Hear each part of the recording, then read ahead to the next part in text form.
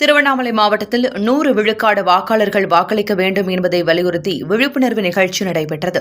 இந்த நிகழ்ச்சியில் கலந்து கொண்ட மாவட்ட ஆட்சியர் பாஸ்கர பாண்டியன் மற்றும் துணை ஆட்சியர், மாவட்ட ஆட்சியரின் மகன் உட்பட பலர் பாராகிளைடிங் முறையில் பாராசூட்டில் பறந்து விழிப்புணர்வை ஏற்படுத்தினர்.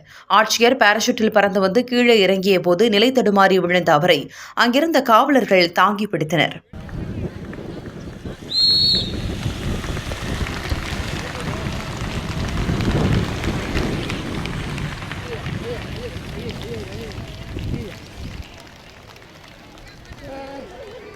Brother.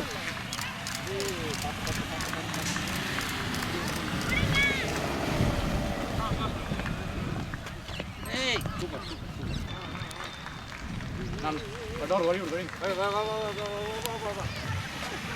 Apa.